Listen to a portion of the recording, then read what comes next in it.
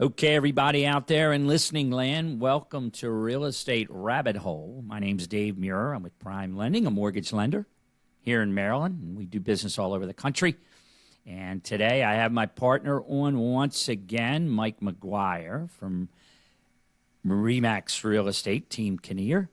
Mike, thank you for coming by again and making this thing happen, because without you, this wouldn't happen. So tell me how you're doing.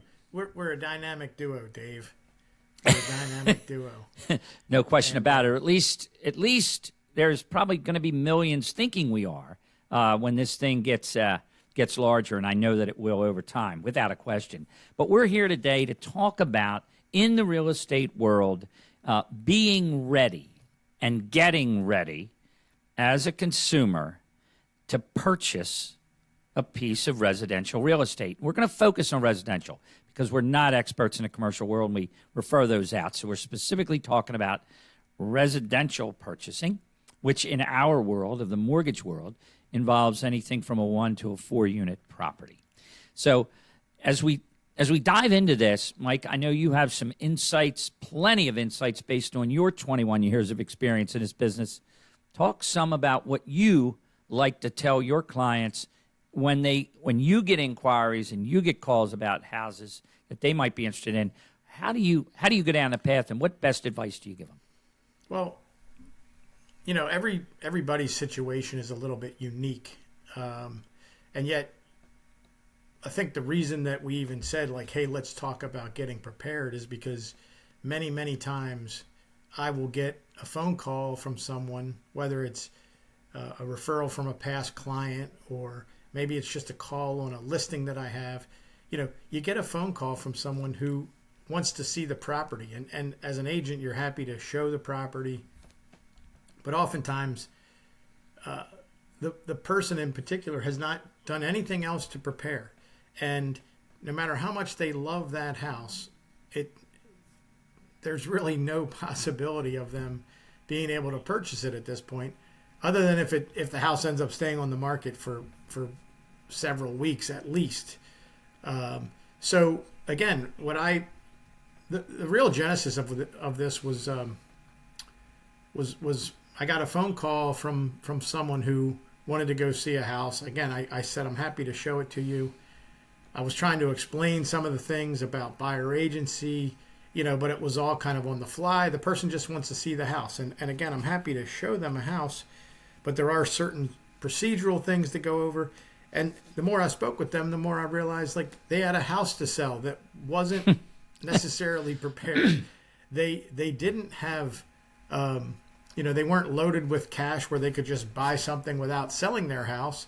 So it just opened up more questions than answers, when it comes to just seeing a house. And seeing a house is one thing, but that's, 1/10 of what you ultimately need to do, or maybe not. I'm just making up 1/10, but there are so many other things. And again, every situation is a little bit different. Someone buying who doesn't need to sell a property, that's a different situation. But basically, it's just sitting down with professionals. And again, I think Dave and I are a great team. If you said, like, who should I speak with right off the bat, I have a buyer program I can go through with people. If you've never bought a home before, it kind of explains the steps that you're going to go through. But also, the other thing is speaking with somebody like Dave to ask, to find out, am I qualified? Do I need to save more? How's my credit? Like, it's just endless answers of things that you really need to look into before you get too invested in, I want to look at a house. Again, that's a great step, but oftentimes it's meaningless if you don't put the other pieces in place first. What's interesting and what you're talking about here, Mike, too, and I don't think this gets enough press, is the fact that the marketplace assumes that we're talking about first-time buyers here who aren't prepared. But We're not. We're talking about almost the entire marketplace. What we run into constantly is this. My wife sees a home. She's in love with the neighborhood. We want to move. We need more space. We want to go look at it. Well, that's great that you want to go look at it. And like you said, you're happy to show them the property.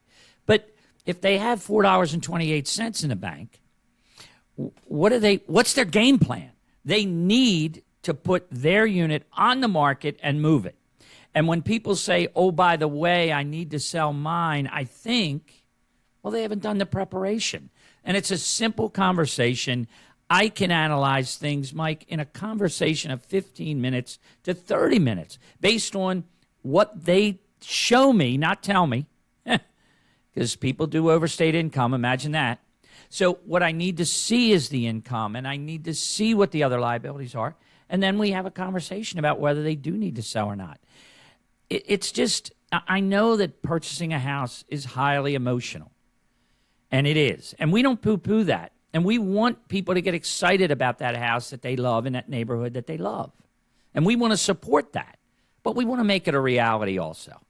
And I really find that almost 1 out of 2 people, and I don't know what your percentage is based on your contacts and what you see and what comes in the doors to inquiries, but I will tell you that 1 out of 2 of my referrals that come in, when I ask the question, are you going to sell your home as part of this transaction or not, many of them say, I'm not sure. But yet they're out looking. They're out looking at a house. So it's kind of like cart in front of the horse.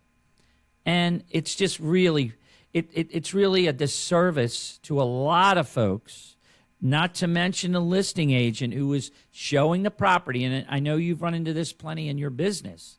But just take the time to call us, go through the numbers. We can look at your income. We can look at the asset base and make a quick decision. Do you need to sell or not? Sometimes you want to borrow a lot less than what we would qualify you for. But you're borrowing a lot less means the sale of the house. And you don't want to sell it yet. You want to go in non-contingent. That's fine too. You can borrow more if we qualify you to do so. And if you have the 5% down or the 3.5% down, we can do that if you qualify on an income basis for both properties. So you don't have to sell every time, but at least you've got to think about it. It's just amazing. It's amazing. People sometimes come out like first-time buyers when they have a home to sell, and they have to sell it. And I know you have conversations where you square up with them, I hope, before you're taking them out to look. Well, oftentimes, people come in with, they've heard, well, I can do X, Y, Z. I can do this contingency or that contingency. And yeah, there are contingencies. There's ways to obviously get you from one house to the next. Mm-hmm. But without speaking openly about it and without sort of game planning and trying to make sure that you, the seller, and the seller/buyer understands what they're getting into. You need someone who's going to give you the honest facts of if you need to sell first. Okay, can we use a contingency? Can we try to get a rent back? Sure. Can you try to do a home sale contingency? Yes, but all these things come with planning. There's number one, there's planning, but there's negative sides to all these things as well. Absolutely. And again, you need someone who's going to explain the various scenarios to you. And at the same time, and in conjunction with that, talking to Dave, because I can look at your house and say, hey, I think you're going to sell for X. And if you take out the fees and such that it costs to sell a home, you're going to wind up, after you pay off your mortgage there, you're going to wind up with Y to put down on the next home. That might mean you can qualify for something larger. But But oh, by the way, it's not always easy to sell your home to the perfect buyer and find the perfect home. So do you have some place to live in between? Do you have a temporary plan? Again, everybody's situation is different. Some people have different assets or avenues, and you really need to sit down with someone that you can openly speak with and plan with to be able to say, okay, if this happens, then we'll do that, and if that happens, then we'll do this. But there's no one size fits all in this case. No, there's not. And one of the things we haven't mentioned in this conversation is another option where you and I hear it thrown out a lot because it's kind of thrown out willy-nilly oftentimes. When I say to a consumer, look, you got to sell your house in order to buy this next house from a qualification standpoint. And someone in the transaction will come back to me and say, well, Dave, what about a bridge loan? Well, they are in the marketplace, no question. And they, in certain circumstances, it would represent the perfect venue to utilize to make that happen. But the but is, and it's always a but, is what's your equity position in your current home? So if someone comes to me and says, I want to buy this house, and my realtor's talking to me about a bridge loan where I could go in non-contingent, I say, stop. Let's look at two things. What's the value of your current home, and what do you owe on your current home? Because if there's a decent amount of equity, and what I mean by decent, I mean where the bridge loan itself, what generally they do, when I say they, meaning the lenders that provide them, and we could certainly have avenues to provide that, is they'll provide you a new mortgage on your current house that is greater than the balance of the current mortgage. In other words, they'll give you cash. They'll create a new first mortgage, but they'll only do it to either 70%, 75%, or 80% of the value of your home. So the point being, if you owe $400 and your house is worth $500, you can't get a bridge loan. You gotta sell it. If you owe $200 and your house is worth $500, then we can have that conversation all day long. You see the difference? So there are times when consumers can do this without the sale of their current home, but they need to talk to us and plan well ahead of this. And the time to do that, here's my point, and Mike, you're saying this loud and clear. The time to do this is not Sunday afternoon after you've walked through a house on Sunday morning and fallen in love with it, and you've got to make an offer by Sunday night at 10. And you haven't looked at any numbers on your current home. You haven't talked to a lender. It's just crazy. And that's what we're trying to get the consuming public to understand. Talk to us first before you go looking. And your life will be so much simpler because you'll have a game plan. And you'll know walking out the door, when you walk in and you're looking at a place or two or six or whatever, you're already ready to go. It matters. It really matters. And what we're talking about is efficiencies in your personal life, your family's life. You won't be behind the eight ball trying to scramble, and all of a sudden Sunday night, well, God, I got to get all these documents together for Dave now because I don't know if we can do this or not. That's not the time to do it. That's not the time to do it. I love it, Mike, when I do get the occasional call from a buyer who says to me, you know, Dave, my wife and I are thinking of going out. You know, we're probably 2 months away from going out to look, and we want to talk about numbers. We want to talk about what we qualify for. I'm like, I could marry you. I love you so much. You know, instead of the one that calls me on Sunday at 1, looked at it at 10 a.m., and they haven't done anything yet. It makes us crazy in the business. And the realtor's in their ear about a bridge loan or Uncle Joe says he can help them. You know, all this other who struck John. And I'll tell you, just plan. And that's really the theme of what we're talking about today. Right. And again, we've sort of gotten off on talking about someone who's trying to sell a house and buy a house. And by no means, like I would never want someone to listen to this and think, don't call those guys because they'll be upset with me because I didn't do what they said, which is plan. Like, Exactly. we're still here to help. We're still Exactly. here to help. But the fact is that we can do a better job of helping you if we know in advance and if we talk to you about your situation and again, come together as part of a team to be able to get you where you want to go.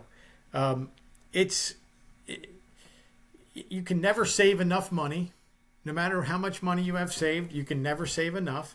So Correct. If you're trying to buy another house, whether you own a house or not, the first thing you should be trying to do is to sock away as much as you can, whether that's a down payment, whether that's, the extra closing costs you're going to need, whether that's some furniture you're going to need. Like, you can never save enough because Correct. it'll come in handy, whether it's to put extra money down, whether it's to be able to afford a little bit bigger house because you saved a little bit extra. Like, you can, no one's ever going to tell you, boy, you saved too much money. Right. So again, part of the planning is how do you have your, how's your cash position and itself. And again, it doesn't mean that, having equity in your current home is great as well, but it's not as easy as having cash on hand, to be able to utilize and put into the equation. So again, I wanted to take a little bit of a step back and talk about, even first time buyers, it's a little easier if you don't have the extra, complication of trying to sell and buy at the same time. That does make things more complicated often. Again, unless you do have a rich uncle or you hit the big lottery or whatever. But when you go out for your first time, it's, again, you want to see how much do you have saved? What's your income position? Talking to Dave, talking to me, again, I can walk through the scenario from start to finish and basically explain in a 1 hour meeting or so, go through the process of buying a home for someone who's never done it. You'll learn about terms, meaning different terms that might pop up during the transaction. And, sometimes you think, am I supposed to know what that means or not? Well, if we sit down in a meeting, I can explain some of these things so that when the term earnest money deposit comes up later, you know what that means. Or you might be like, I think I remember that. Tell me that again. And now I've explained it to you the second time, so you do understand what it means. But going through this, going over the buying process with me, if you've never bought a home before or if it's been a very long time, is a great way to just sit down, start thinking about how are we going to do? Are we ready? If we're not ready, what do I need to do in the next 6 months to get myself more ready? So, again, these are just, it's hard to just jump in and not know anything and think, Correct. Hopefully I find someone I can trust who's going to lead me in the right direction. I want to start with you in advance of that so that you do know you're going in the right direction.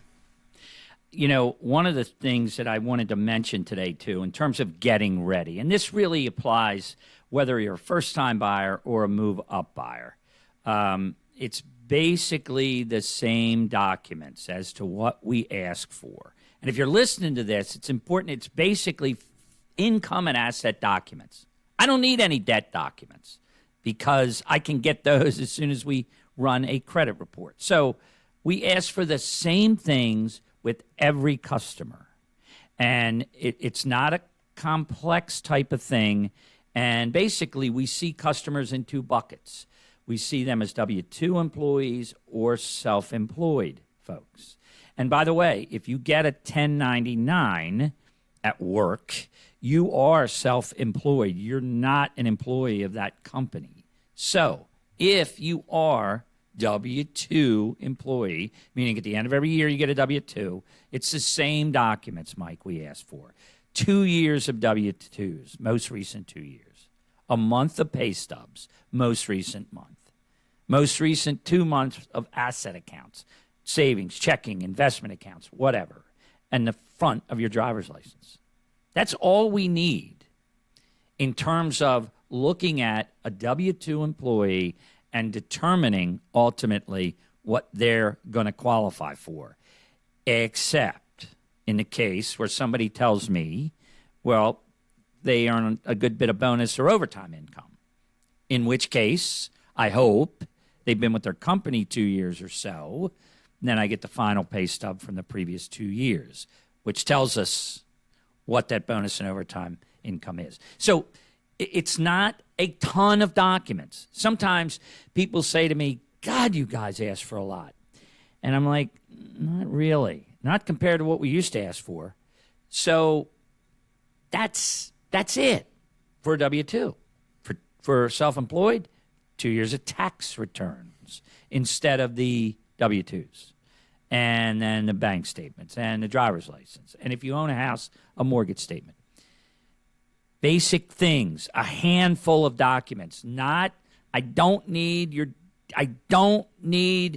your grandmother's bank statement if she's giving you a gift. Don't need it.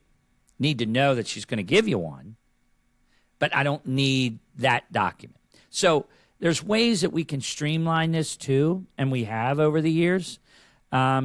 But I don't want to intimidate people with all the, because I still think that the public, Mike, and this is our fault. This is my, in the lending world, many people, after they finish, say that it was a confusing process. And I'm talking about the lending side. I don't want to speak to the house piece, but they like, the lender asked me for things at the 11th hour.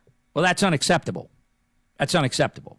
That lender doesn't know the industry the way they should. They don't know guidelines, because we in the industry should be getting the things we need within 48 hours. If you cooperate with us, the things we ask for should encompass what we're going to need. And then those documents really can be good for 120 days. So we don't need to keep asking you for things. Now, don't change a job in the middle of the process. That changes things. So we have certain do's and don'ts. But I mean, I think, Mike, and you can piggyback on this, I think people are still intimidated by, at least on the first time side, by the documentation, if you will. They feel like it's a lot. And maybe because they've never had to provide this kind of thing to anybody, right? Well, and oftentimes, I think one of two things, like, there was a time in this business, whatever it was, 15 years ago, when like no doc loans were happening and things like that. And there were people that probably took advantage of that. And that was like simplified to the point of, the whole market ended up crashing. Right. So we don't do that anymore. So maybe someone who got a loan back then from someone and it was like too easy, they might think, This is a lot more documentation than last time. Well, that's probably for the benefit of the whole industry. But the other thing too is I would say about giving documents and things like that. I know you're only going to ask for what you need. I oftentimes tell people, like, it doesn't matter to me. Like, I don't necessarily need any private information from you about your income or your assets. Give that to Dave. Dave will point us in the right direction on what you qualify for, and I can go from there. But don't be afraid to share your documentation or think that being a little elusive will help you. Like, the best thing to do is be very transparent and put it out there. Because if something comes up later that Dave didn't know about, or that doesn't help anybody. We've been out spinning our wheels at that point, and you're maybe looking at the wrong, the wrong price range because you didn't, you felt bad about giving out some information. So don't feel bad. Just give him what he needs, and then, working with honest people, you'll be in the right ballpark of where you should wind up. Again, like Dave mentioned earlier, oftentimes you can get qualified for more than you might be comfortable paying, and that's fine too. That's ideal, right? Yeah. Well, And it's fine to be qualified for more, but in the end, you want to buy a house that you're prepared to be able to make the mortgage payment and still, you know, have a continue life. with the lifestyle that you're used to and that sort of Yep. thing. So it shouldn't be something that removes you from everything else that you want to do in life. And I think we're cognizant of that as well. We ask questions like, one of the. It's interesting that I asked this question early in with customers, just to get their temperature. And the question is, have you and your husband, or have you and your wife, or you and your girlfriend, or you and your boyfriend talked about what a monthly mortgage payment would be that you are comfortable paying? And that is an important driver for what financial path in terms of pricing and loan amounts that I'll take a customer down. Oftentimes, after they give me that payment number, I will then plug some numbers into the system based on their asset base, based on where they want to buy, et cetera. And I'll come back to them with a price point. And they'll say, if they say right away, Dave, I can't find anything in that price range. What if we go up 25 grand or 50 grand or 75 grand? I'll then show them those options. And it's kind of amazing that all of a sudden there's some elasticity in terms of, we don't want to go over $2,200 a month, and then this payment that they're looking at is $2,450. And I'll say to them, hey, I don't want you to be house poor either, but the $250 auto payment, with the extra $3 grand left on it or whatever, you can get rid of that. And you have the same life. So again, there are so many factors in this, and I try to take the temperature of consumers for them to tell me what they're comfortable paying. I know what they will qualify for and what underwriting will sign off and give them a check off for. But it's really important for those of us inside of this business to adhere to that answer closely. Like when they say, I'm not going to be comfortable going over, 24 to 2,500 range. And then we send them estimates for a $3 grand payment. That's not serving their need. It's not serving their need. And I think it's important to get that question answered very early in the process. Well, and oftentimes, exactly what you said just happens where I'm taking people to look at a certain price range of houses, and if it's not quite doing it for them, oftentimes they either tell me, hey, let's bump up the price range a little bit, or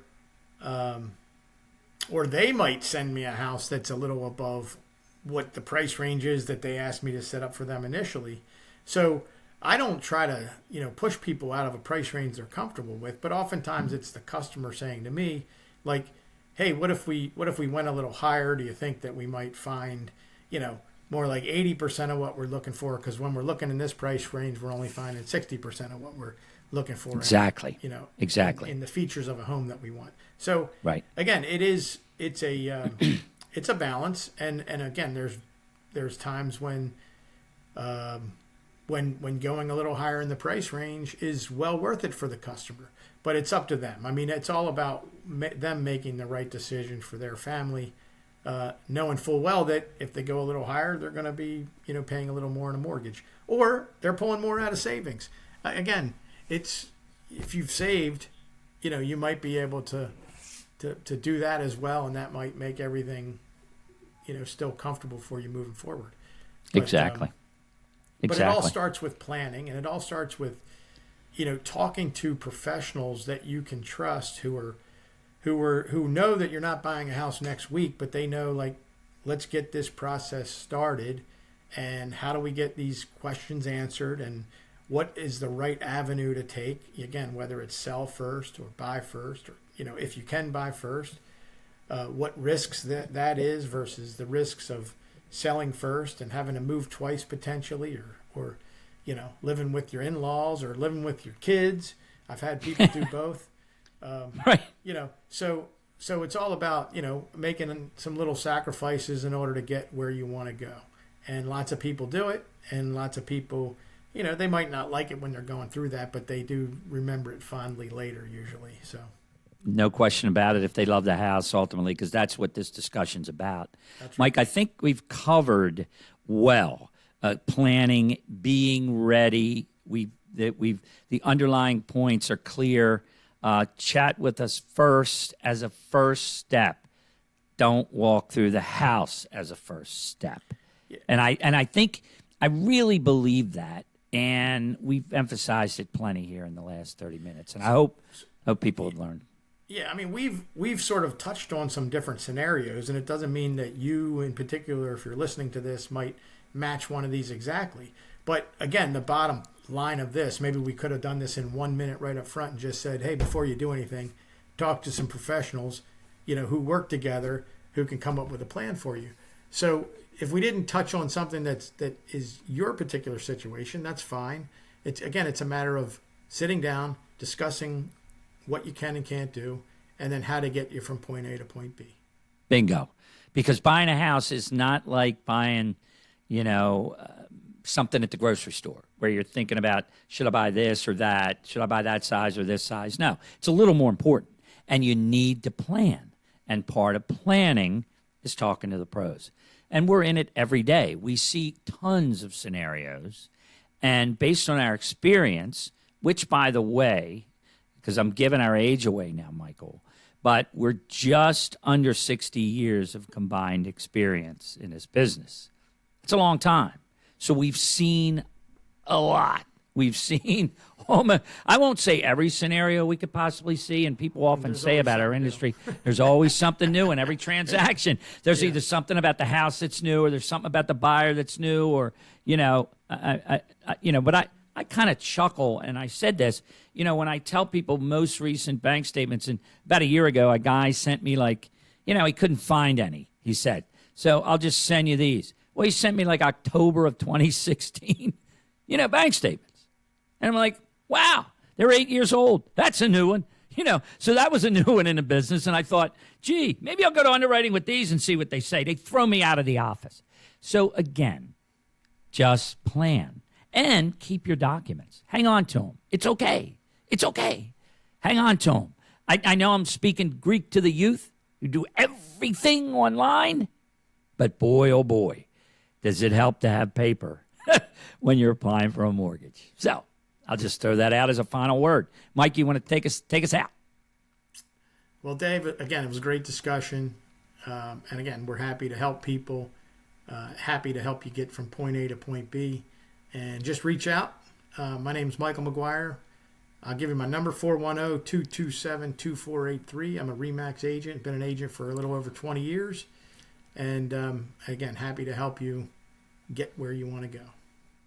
Thank you, Michael. I appreciate it. Again, Dave Muir, Prime Lending, 410-241-7908. And we'd love to hear from you, and we will be here to help you. Take care, and we'll talk next time. On the Real Estate Rabbit Hole. You got it.